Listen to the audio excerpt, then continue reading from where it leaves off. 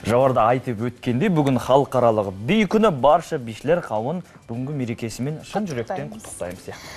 Және де бидің өзіні өз тілі болады. Тіпті тілмен айтып жеткізе түсіндіре алмайтын жайтты бимен жеткізуге болады. Осы орайда, Нұржан, қазіргі көңіл күйіңді бимен жеткізіп бер? Қазіргі көңіл күйім мынандай би бол. Қандай би болды сонда? Бұл енді таңғы би деп аталады, өзім үйреттім, тарихы тереңде жатыр, таңғы жаттығумен бірге билейтін би. Бұны түсіну енді маған аздап қиында болып жатқан сияқты, биін дегеннен күшті екен. Ал біз ұйғыр халқының биімен таныс боламыз, ендеше көрермен бірге қайталайық. Қайырлы таң көрермендер, біз бүгін сіздермен бірге ұйғыр биімен танысатын боламыз. Олай болса, бірінші қимылымызбен танысайық. Бірінші қимылымыз бір.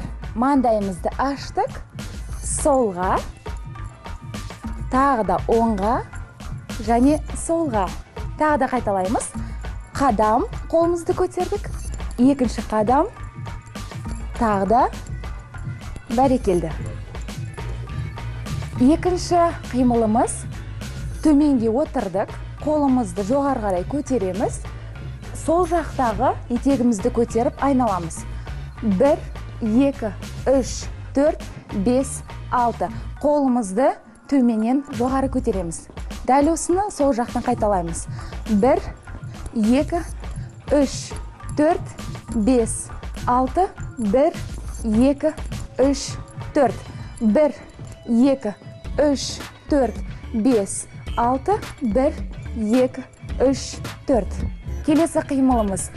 Оңға қарай қозғалды, қолымызды ашып, басымызбен, иықпен қимыл жасадық және шалқаямыз. Кеттік, дәл осыны келесі жаққа қарай. 1, 2, 3, 4, 5, 6, 1, 2. Етегімізді көтердік, енді осыны оңға, солға желпу арқылы қимылымызды жасаймыз. 1, 2, басымызды ұмытпаймыз. 3, 4, 1, 2, 3, 4. Алдыға қарай. 1, 2, 3, 4. 1, 2, 3, 4. Тағы қайталаймыз.